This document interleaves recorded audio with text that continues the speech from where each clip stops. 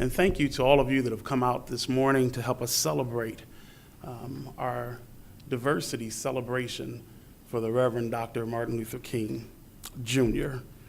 I'd like to take just a few moments, and I'm on a tight time schedule here, so I'm going to give you the quicker version. But I've been asked this great honor to share just a little bit of my reflection upon what this man, movement, and day means for me. This is one of the most influential people in my life. Dr. King was one that I studied as a child because I was mesmerized by the things that he was able to accomplish. And while I realized he was not perfect, I also realized that he was just a regular man, a regular human being like you and I. And I say that to say that the great things he accomplished as a regular person, each of us have the potential to accomplish as well. About a year and a half ago, I had the privilege of taking my two daughters, they're 13 and 11. My wife and I took them to Washington, D.C. And upon many of the places that we stopped at the Dr. King Monument. And while I had contributed a small bit of finances to that monument, it was not until I got there that I really, truly appreciated and realized the importance of that place. I stood there looking at Lincoln's monument. I stood there looking at Washington's monument, stood there at our Capitol, and right there, nestled there amongst all of these great, momentous events and people, was a monument to Dr. King. The monument does not represent the man. It represents the principles. The principles by which he stood for are larger than any speech he gave or anything he did in particular in his life. The principles are what we still stand upon today. And I realized how important it was for us in this century to remember the principles that he stood for then. And that's what I want to take a few moments to reflect on. I've got about 3 minutes left, I think 4 minutes. I want us to reflect for a moment about what principles he stood for, because if we're not careful, we will diminish those principles, and he will become smaller in our memory. He'll become soft. He'll become weak. He'll become a nice guy. He'll become a pacifist. Instead of being a fighter, a strong man, willing to stand against injustice to make the world a better place. So I've got, I think, 4 principles, and then I'll be done. As I reflected on these principles, I looked at the letter that Dr. King wrote while he was imprisoned in Birmingham, Alabama in 1963. It's called the jail letter, the letter from the Birmingham jail. And he wrote that letter because local clergy in the city had decided that this wasn't the time for such a movement. Local clergy in the city had criticized him, and they put an article in the paper saying that Dr. King should get out of Birmingham. He was a troublemaker. He was fighting against the status quo, and they didn't want him around. And so he took that newspaper in his jail cell, and he began to write in the margins and wrote one of his longest letters that's been recorded. And he began by saying, my first principle, why he was there. He said, I'm here because injustice is here. Dr. King said that injustice anywhere is a threat to justice everywhere. He said, I can't remain silent and idle while I see wrongs being done around me. I must get involved. And he admitted in the letter that getting involved is scary. It risks something, it costs something to get involved. But he said, I have to get involved with change. And I thought about that. This is a principle I try to live in my life every day, getting involved for change. There's a song we used to sing in the church I grew up in that said, if I can help somebody while I travel alone, if I can help somebody with word or song, if I can help someone who's going wrong, then my living will not be in vain. I leave that first principle with you, that in April of last year, my father died, and the thing that I remember most about those few days, they were a blur, was how many people called me to tell me what my dad meant to them and how their lives were different. And I thought, wow, I don't have to think all the way to Dr. King. I can stay right in my family. The little things I do can affect somebody else. There was a young man who met me at the Walmart who said that his dad died when he was young. His mom was incarcerated. And I used to go to the youth home he was in and speak. And he told me all the things that he was doing in his life. And this was like 13, 14 years ago. And of course, I didn't remember who he was. But it touched me so. And it made me think, how many little things do I do in a day, in a week, in a month, that might bring about change in someone else's life? That's the principle Dr. King stood by. Another principle he stood by was interrelatedness. He said, whatever affects one directly affects all indirectly. That's right up our alley at Oakwood.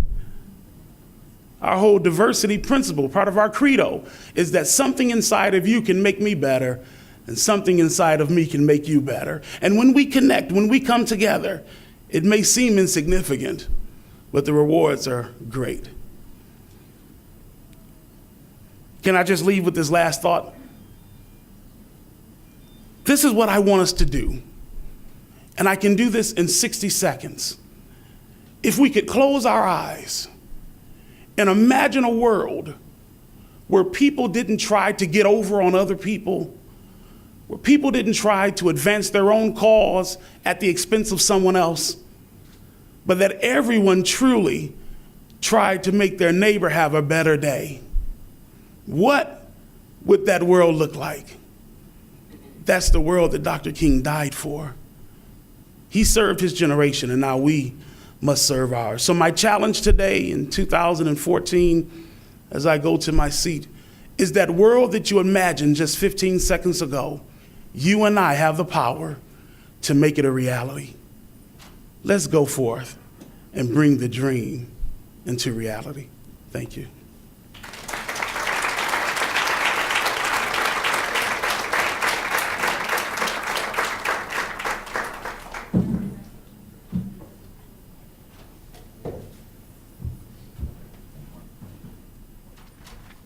Tony, thank you. Great words, great assignment for this year. So embracing our diversity is one of Oakwood's core values and probably one of the most important parts of our system's culture. Each year we come together to celebrate the life and the words of Dr. Martin Luther King Jr. in a variety of ways and in a variety of service projects. This year we come together to celebrate both as each individual site and hospital and then together today as a system. I want to thank you and welcome everyone now joining in from the Oakwood healthcare system, all of our hospitals and our various sites that are celebrating together today our celebration of diversity. I'd like to also welcome our board members. Today we have in attendance Chancellor Dan Little and I believe Ron Hall, members of our board. Thank you for joining us today. As well as across the system, we have a number of other board members and dignitaries who are also joining. I'd like to thank our executives, our community representatives, and as well, I'd like to thank our host, Kelly Smith, and the Oakwood Hospital and Medical Center team. I want to thank members of Oakwood's Diversity Council and the Diversity Council Steering Committee that works on this event tirelessly every year. Bev Beltramo this year has continued to be chair. Thank you, Bev, for your leadership. So as we reflect on today and celebrate diversity, I'd suggest that diversity is really quite a bit about what Tony was talking to us about here at Dearborn earlier. It's about learning from each other, respecting and valuing the differences that all persons bring, regardless of perspectives, abilities, or ethnicities, and valuing those differences, learning from them. Diversity, as Dr. King taught us, is complex. It is difficult, but in the end, excellence is always attached to it. Dr. King once said, life's most persistent and urgent question is, what are you doing for others? Well, that's right up our alley. We chose healthcare. It's a life of service for all of us. It's true for each of us who are here. We have the opportunity to take care of patients and families in their most fragile and in their most vulnerable moments. Through your compassion and respect for our patients, no matter what their background, economic status, or beliefs are, no matter where they're sick or whether they're coming in for well visits or injured, we each have a powerful force to provide and to deliver to the patients that we serve. I consider it a privilege to work at Oakwood, to work in healthcare, to work with this Diversity Council, and I consider it a privilege to work with all of you as we celebrate today's day of service. We have a great program in mind for today. It has been 7 months or 8 months in the making. I believe we started talking about this back in July last year. So it is my great pleasure to introduce you and introduce the Oakwood family to members of the Detroit Urban Debate League.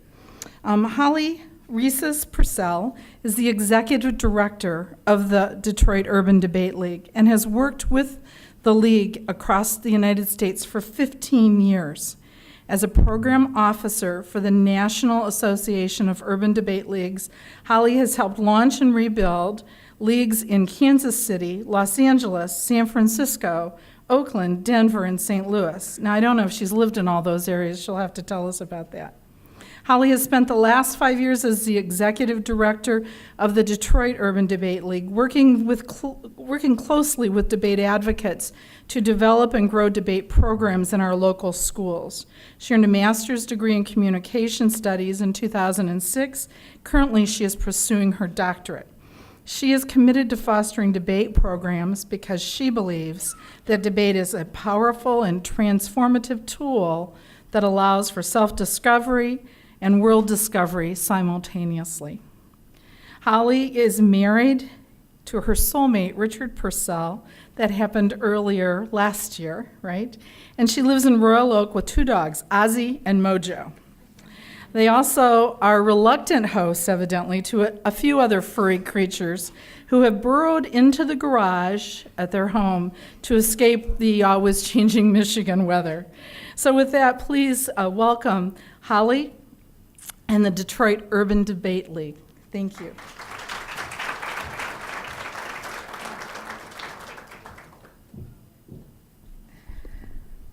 Thank you so much. Yes, we're coming into another, I believe, polar vortex tomorrow. And so we have been the reluctant hosts of some furry creatures that have joined us. And here I am today in this warm room with all of you and with my wonderful debaters. I have 4 debaters with me here today. We have about 300 debaters in the league here in Detroit, and they inspire me and challenge me every day. I'm going to tell you a little bit about the history of the Urban Debate League movement, which actually started in the late 1990s. And then I want to introduce you to some of the folks who are here debating now and who have challenged themselves, challenged each other, and challenged me to think differently about the world that we are living in every day. Because the world is changing, and we work together to make it what it is. So I want to give you I also want to give you my thanks for allowing us this opportunity to speak to you, because normally we're in competitions in little teeny classrooms, and there's about 4 or 5 folks in each room.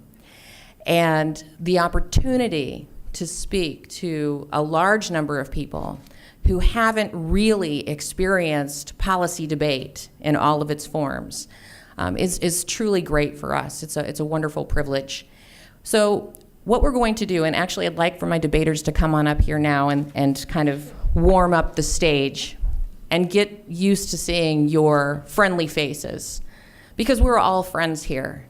And we're here today not only to share with you the power of debate and the transformative abilities that it has, but to honor you and to honor Dr. King for all of the work and to continue that work together.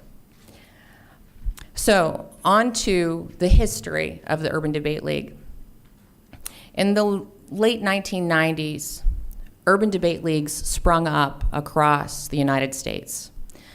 They didn't spring up automatically. They sprang up due to the insight of an organization that recognized that policy debate was dead in every urban center around the United States. Now, the Open Society Institute had been developing debate leagues in Eastern Europe. in countries that had been previously under communist rule. And they realized that in these new democracies, that if the students didn't have the ability to advocate for themselves and to understand how to speak out, research, and challenge the authority, that they would fall back into communist rule, that the democracy would not stand. The tools of democracy are the tools of debate. And the tools of freedom are the tools of debate. So once it was pointed out that the only places that debate leagues existed and flourished were in mid to upper class suburbs, the Open Society Institute gave grants to institutions, college institutions around the country, to help revive debate.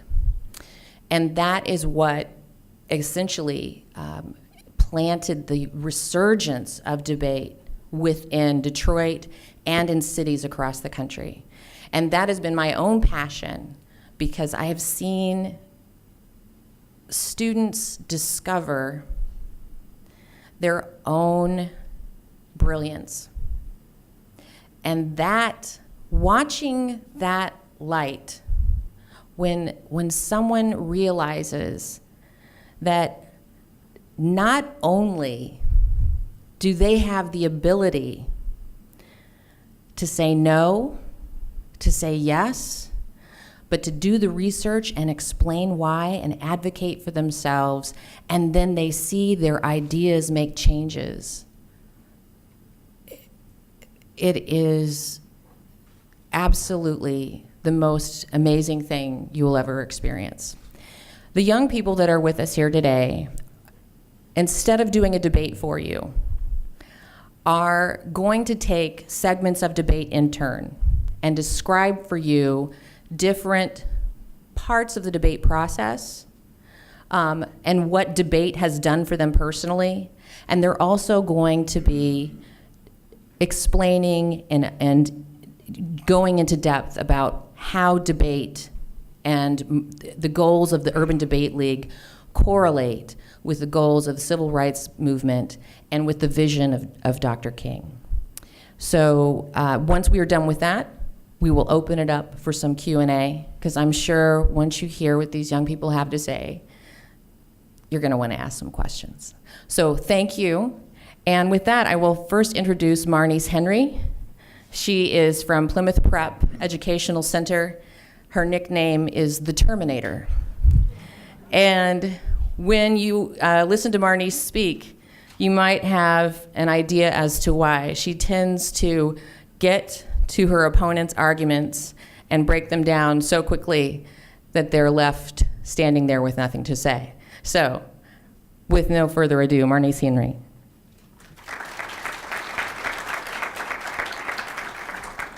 Hello, everybody. Please bear with me today. This is my first time public speaking, so I hope you enjoyed this. Okay. Debate is a positive argument between two teams who are presented with topics to argue, like economic development, protection of the environment, and even racism. More importantly, debate is an important tool for developing and sustaining a culture of democracy. Debate is not only a verbal skill that embodies your ability to reason, evaluate, and strike down your opponent's argument, but more importantly, debate is a place for people with different views to discuss the controversial issues behind them. Debate is not a process of showing how truthful your argument is. It's a process of evaluating your arguments and understanding your opponent's arguments and position. This creates thought-provoking challenges and open discussions, and that's what is essential to a democracy. Debate has been extremely beneficial for me. It has helped me develop as an individual, as a student, as a citizen who better understands the policies that create the world around me, and it's given me a voice. As an individual, debate has increased the amount of self-esteem I have. It has given me a place in a community that accepts me for who I am.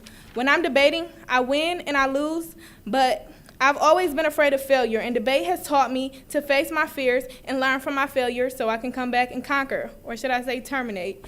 As a student, debate has taught me how to be a critical thinker. It's given me reasoning skills, analyzing and communication skills that help me in my English and government classes every day. It has also taught me a certain work and studying ethic, one that enables me to focus, be efficient, and associate myself with the right group of people. Debate has given me a voice. Silence is the language of oppression, and I have a voice not only in my debate rounds, but also in my society. I'm able to speak up for what I believe is wrong, and I'm able to do that with the skills and confidence that I have learned from debate. Debate also challenges me every day because every day the policies and issues around me are changing and I have to understand them.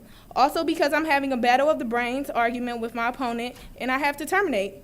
Today, I would like to give thanks to Martin Luther King for daring to fight for a dream despite the circumstances of his reality, and for having the courage and ability to do something that frightened all others. And if I could give him nothing else, I promise Martin Luther King that I will never stop dreaming, because the foundation of my generation is built on the backs of the Martin Luther Kings who fought for me to have equality and opportunity to fight for the equality and as equally as anyone else can. I would also like to give thanks for all of you who work in the business of healthcare, for seeing the positivity in life while handling negative battles every day within the community, for comforting families who have no one else to look for hope and understanding, and for taking the time to have me here today. Last but not least, I would like to give thanks to my debate coach for freely giving up most of her time and all of her weekends so that I can debate and become a better debater. I would also like to give thanks to the Detroit Urban Debate League for giving me a foundation to debate. Thank you.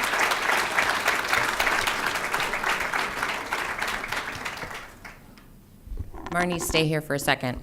I'm going to ask you a question right now. You were talking briefly about debate being a positive argument. Yes. So can you explain that a little bit? Okay, when I say a positive argument, not every argument has to be negative. A positive argument is an argument where two people can come together and come to a conclusion and make different decisions and come to a place where they better understand what they're arguing about and how they can get to a better place to settle that, to bring justice to something. That's what I mean when I say debate is a positive argument. Great. Marnice is really good on the fly, so if you have questions for her, please save those, because I'm going to introduce our next speaker. Marnice, thank you so much. Thank you.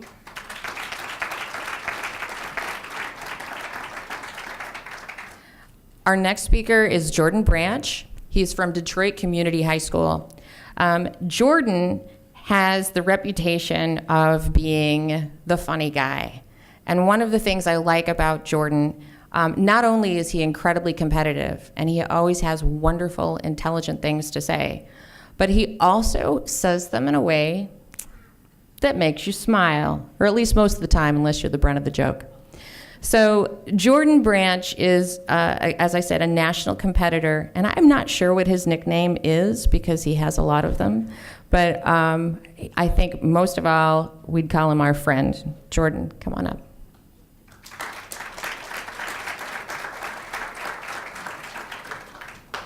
Hi, how's everybody doing? Like Holly said, my name is Jordan Branch. I was yesterday brought to the question of what are the greatest lessons that I've learned in debate. But before I get to that, I would like to thank all of you for being here, to accept my words and to be here to listen to what I have to say before just, coming up here and listen to me talk. And when I get nervous, I ramble, so don't mind that. Like Marnice said, this is my first time speaking in front of a mass group of people. So before I get to the talk, thank all of you for being here. I know all of you usually have your time helping people, being selfless, and helping people with every new illness and disease that comes up. So I would like to thank you for having your time to listen to me talk. So the greatest lessons that I'll say I've learned in debate is family, leadership, sacrifice, resiliency, confidence, and support, and many other and more important principles that I wish I could get to, but I have limited time on. I bring those into and out of a debate. Resiliency, because we do get up at 8 o'clock, 7 o'clock in the morning before you even get the chance to pour milk into your bowl of cereal, to debate these issues on what brings the best methodology of social change and what actually can promote this justice of diversity and equality to a community and our nation. So basically, debate is a system of trial and error of which policies actually work for the community. Resiliency, I need resiliency every day because debate does get hard. Because before I came into debate, my self-esteem was lower. It was at its all-time low. I couldn't wake up in the morning and say, I'm going to do this. Everyone's going to support me. I have the best confidence that even if I don't win, I still win at the end. And it's just a trial and error of waking up every morning. And even though you may not win, the judge is always there to say, look, you didn't win, but you did a good job on this argument. And this is what, you got a few quirks here and there, but this is what you need to fix. Leadership, because my co-captain and Captain Regina Sturgis and Deion Davison, who I feel are the most important to me on the team, they tell me the right things to do and what not to do, and they're there to actually, give me that leadership. The debate community is a second home to me and to Regina and Deion and Marnice. The debate community is always there for support, whether it's about debate or whether it's not about debate. Holly Reese has given me several times of advice on, my personal life, whether it be, what to do about debate, what not to do, or what to do about my life in general. And family like Oakwood, I know all of you guys know each other. Y'all wake up, and Oakwood is like a second family to y'all. The debate team is like a second family to me. Marnice, Regina, Deion, they all feel like brothers and sisters to me. And, I feel that love and support and confidence that I can be out here and do these arguments. And even though I don't win, I still feel like I have the confidence to move forward through each and every round of debate. Like I said, debate is just more based on not just winning and losing. It's about the different traits and different characteristics you feel from everybody. Holly introduced me to some people when we were practicing, and I felt the love that they had for, hearing young people come up here and speak of activism and celebrate Martin Luther King's diversity and how he handled adversity against himself, even though the time he lived in was hard. So I would just like to thank, the debate team, my coach, Deion, Regina, Holly, Marnice, for actually being there for me. You guys, even though you're not always there, you're still there for those who need it. My mom was actually a patient here at one point, and many faces were, there for me and my mom and my grandmother when my mom was sick and needed of treatment. So you guys were more like a family to me too, because you gave me that support. So thank y'all for being here, and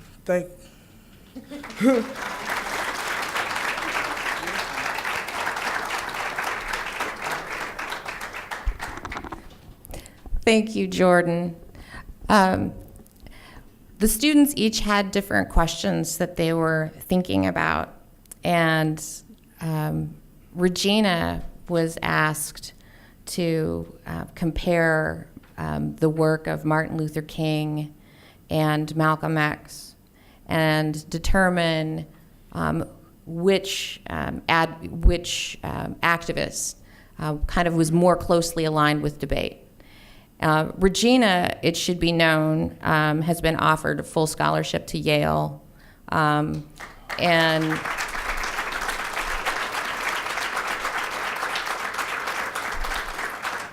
she's actually a senior at Detroit Community High School, and a lot of our seniors, a lot of our students have been recruited heavily by universities or around the United States.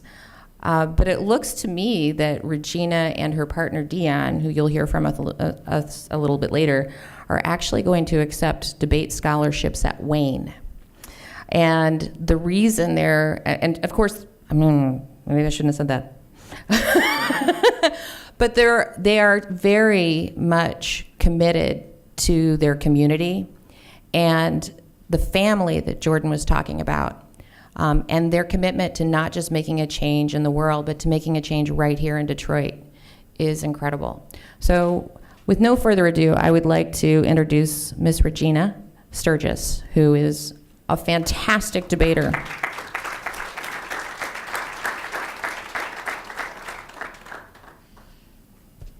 Hi, everybody. Firstly, I would like to thank all of you for being here today. I would like to also thank the staff at this particular hospital for taking such good care of my mom. She was here for a week this summer. Also, the staff all around the world that's in healthcare, period, for being so selfless and saving lives. But today we're here to talk about another selfless man, Martin Luther King, a man who risked his life every day for human rights activism, and another extraordinary man was Malcolm X, also a human rights activist. But there was a distinct difference between the two's approach to human rights activism. Malcolm X faced media distortion and bad propaganda for his aggressive manners. Martin Luther King was a pacifist and was beyond violence and fought with his words instead of his fist. Martin Luther King's approach to human rights activism was to change policies and transform the nation to be accepting of all people and to make the policies reflect this acceptance. Policy debate reflects Martin Luther King's approach to human rights activism. Policy debate prepares us to become future senators, presidents, and lawmakers. And it allows the youth to debate about issues that will affect them in the future and make them effective decision makers, and to change policies to reflect Martin Luther King's dream. What has failed to happen in today's society of decision makers and lawmakers is for there to be a modern day Martin Luther King, because I don't believe that there is one person that has stepped to the podium. No one wants to bleed for their nation.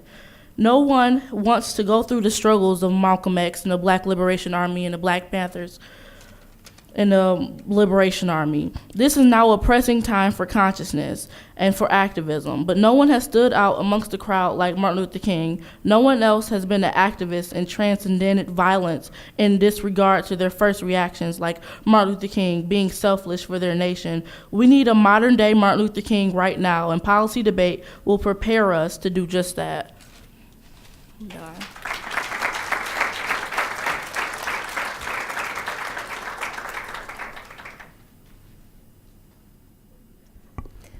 Our last speaker for today is Dion Davidson. Dion is Regina's debate partner, and he and Regina have been competing actively on the national debate circuit and have been recruited by numerous universities. And one of the things that I have to say I like about Dion, there's a lot of things to like about Dion. He's a brilliant young man. He challenges you, and if you're a person who likes to be challenged, then you'll be in debate.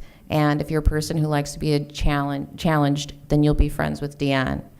But what I really love about Dion is that no matter what life dishes out to him, he goes through it with a smile.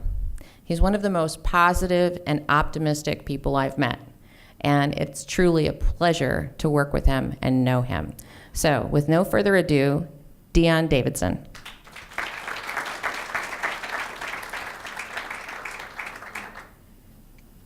Good afternoon, everybody. I guess I'll start with why I chose to go to Wayne State. Me and my debate partner have been recruited to a total of 14 colleges and universities collectively over the nation, including UC Irvine, Fresno, New York Institute, Columbia University, Oklahoma University. The main reason why I chose Wayne State personally is because of the exact reason that Holly highlighted, that I want to make a difference within my community. I believe that Detroit is one of the most vibrant cities in this nation that creates ideals for all of us to be empowered to change. I think that what's happening inside this city is very unique to others because this is the only city to where we come together collectively as a few and not a majority to change the entire nation. So my question was, how does the urban debate community relate to the civil rights movement? And I guess I'll start with how did I make this process, or how did I even connect the two? One, I would like to say that inside this debate community, you forge relationships with friends and people of a great majority of diversity that you are likely never to see in life unless you study abroad. And that's one of the few key elements of debate that I love. Firstly, I would like to thank all of you for sacrificing your time to be here today. As we know, most of your time is spent rigorously saving lives of all those in hope for better days. Now, the Urban Debate League's goal has much to do with its foundation, the vision, the desire, the aspiration that our urban youth will have access to the same economic, educational, and support systems as the rest of our beautiful nation. This support system, known as the Detroit Urban Debate League, opens up a new world to all people inside our community. This new world gives debaters a home like myself who are still in need of one. The relationships I have forged due to debate has manifested my life into a new form of optimism, a life choice that is modeled after Dr. Martin Luther King's vision for a better world. Urban debate doesn't simply fit the goals of the civil rights movement. The Detroit Urban Debate League is the civil rights movement, empowering our youth to energize political spaces with their own unique voice is truly emancipatory.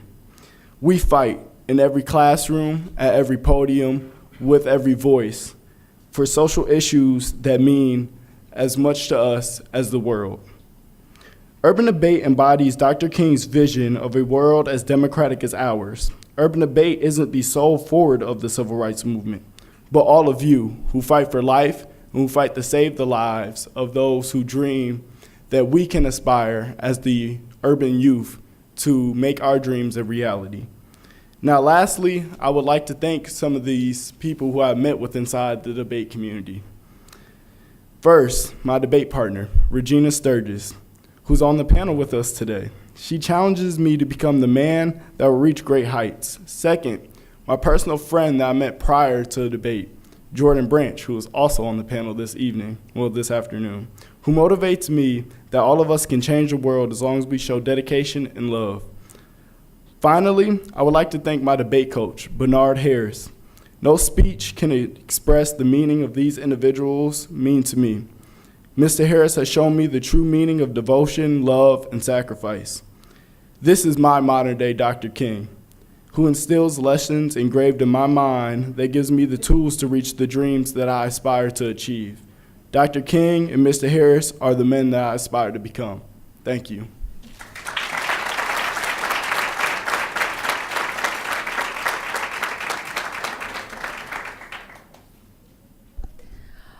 We do have some time for some Q&A from the audience, but not much. So briefly, I want to mention why Bernard Harris is Deion's personal MLK. His position was eliminated at DCH, and that happens to a lot of schools. The debate coach position is often eliminated. He's teaching at a different school, and he still goes to DCH and picks up the kids and works with them from 3 o'clock in the afternoon to 10 o'clock almost on a daily basis.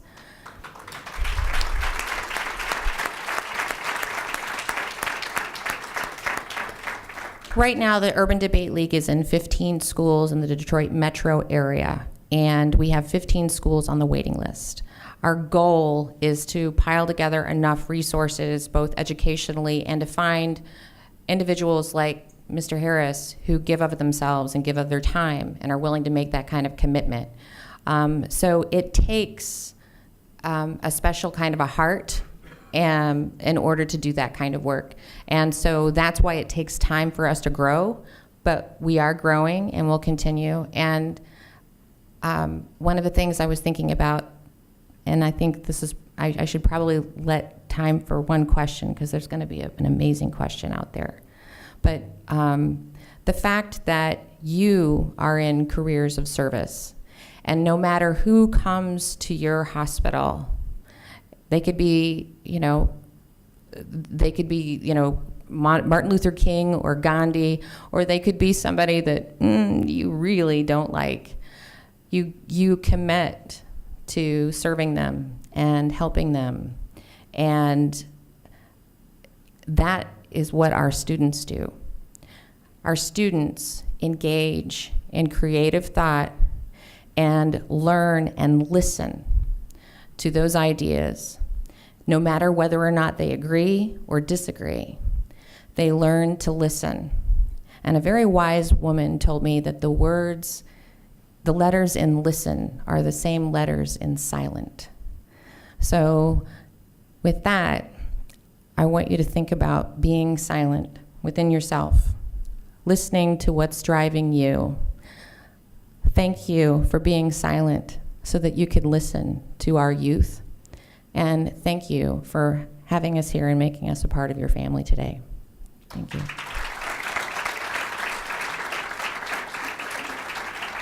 This experience, obviously, you've taught us about the positive attributes today of debate and what it has meant in your lives. Do you think it should be a requirement for all students to participate in rigorous debate study? You've got a mic right there. Hello? Can you hear me? Okay.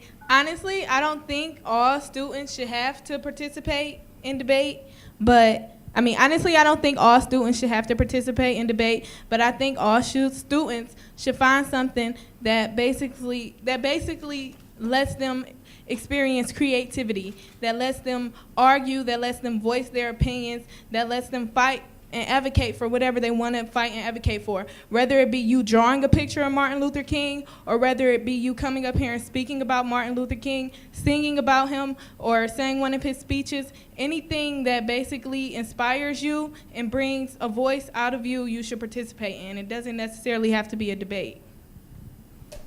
Thank you. So Holly, Marnie, Jordan, Regina, Dion, on behalf of Oakwood Health System, and all of us here today, and those of us who are watching, thank you for joining us. Thank you for bringing these great ideas forward to us.